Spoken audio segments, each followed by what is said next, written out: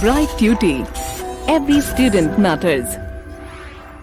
Now let us discuss the back exercises, dear students. So what do we understand by the term the psychological test? So the psychological test refers to that test which is done by the psychologist to judge or to assess the differences in the intellects or the personality of the people. What are individual differences? We've learned about individual differences at length. Every individual is different with respect to their behavior, their personality, their intellectual level. So such a variation leads to individual differences.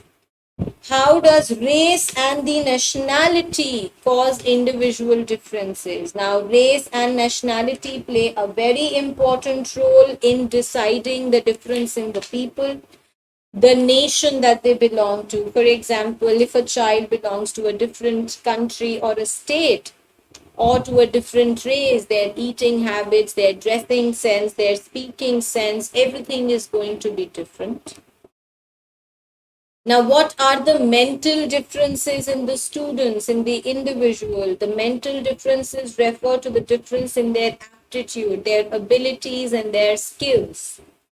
How can achievement differences have influence over the individuals? If the differences in the achievement arises, then obviously it can influence the individuals because they would learn to fight or to come over their their problems and defects, and can serve as a motivation to them.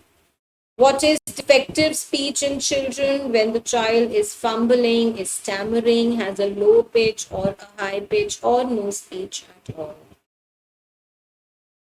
What are the physical defects in the children? We've read about the physical defects when the child is not able to walk properly, is not, is there is some problem with the limb of the child, and is not able to walk or move one of the body parts in an appropriate manner. How can we help the physically handicapped children to adjust in the class? So what all can be done for the education of the physically handicapped children? So such physically handicapped children, obviously their classroom should be such that they do not have to walk a lot. Then they should be allowed to leave the class even before the actual dismissal, so that they are not a part of the crowd. If they are using the wheelchair, they should be allowed to use the elevator, and so on and so forth. How can a differently abled child's self-esteem be taken care of? So the self-esteem of a differently abled child can be taken care of through sympathy, through love and affection. Why is it necessary to understand the individual differences for the educators? It is necessary for the educators to understand the individual differences, because it is on the basis of those individual differences that they can design their curriculum, keeping in mind the interest and the needs of all the children. You have to define individual difference and the categories that individual difference have. You have to define them.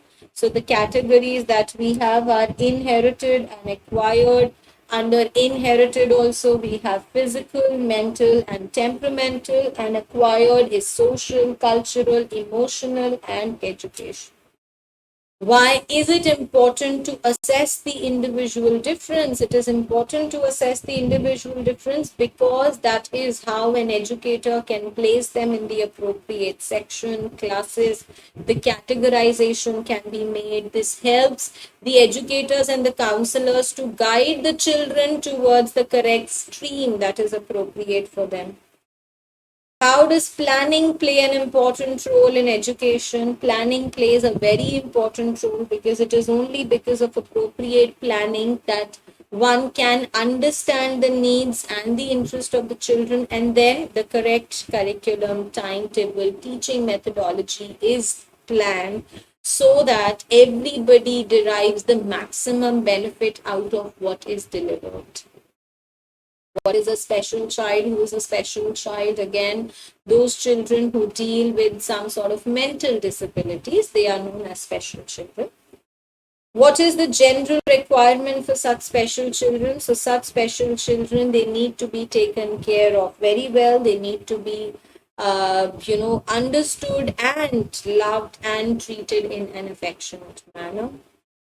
What caution should be taken into consideration for a crippled child, somebody who has a problem with his or her lips? What precautions should be taken for them? Again, such children should not be made to be a part of the crowd or to move longer distances, and there should be somebody who considers that there is a crippled person among them and therefore acts sensibly in that manner. How can education be imparted to emotionally and socially handicapped children? There is an entire section in which we learned about the education that can be imparted to the socially and the handicapped children. We learned about the fact that, appreciation needs to be given, then they need to be understood well so that a proper curriculum can be planned. The relationship between their emotional disturbance and their difficulty should be understood. Then the person should always be alert, because such children will always showcase some sort of an emotional sign disturbances. Then one needs to inform, and the school counselor needs to take care of such children specifically well. What should be the role of a teacher in meeting the classroom challenges? So the role of the teacher we've again discussed at length in the last section, where the children who have some eyesight problem, they should be allowed to move in the classroom if they are not able to see anything. Children who have some hearing problems should be made to sit near somebody, or for them some repetition should be done. Children who are not able to walk, they should be allowed to get dismissed from the class a little early than the other normal children. There should be proper elevators and the caretakers for the lame children again. Why is it important to adjust with the specially abled students? It is very important to adjust with the specially abled students because there is a difference in the mental ability, the intellectual skills of such children as well as the normal children. So the confidence level and the inferiority complex is very high in them. The confidence level is low and the inferiority complex is very high. So this needs to be taken care of so that the children know that they are a part of the society. What are the common causes of the individual differences? We've learned about the causes of individual differences at length. We talked about the fact that, heredity, nature, then sex, race, and nationality, then age, education. These are the causes of individual differences. What are the educational implications of individual differences have also been learnt by us. So this is again something that can be answered by you because this is a direct question from the book. And with this, my dear students, we come to the end of the chapter. I hope the chapter was clear to you. We've discussed the back exercises at length. So I shall see you all now in my next lecture. Thank you.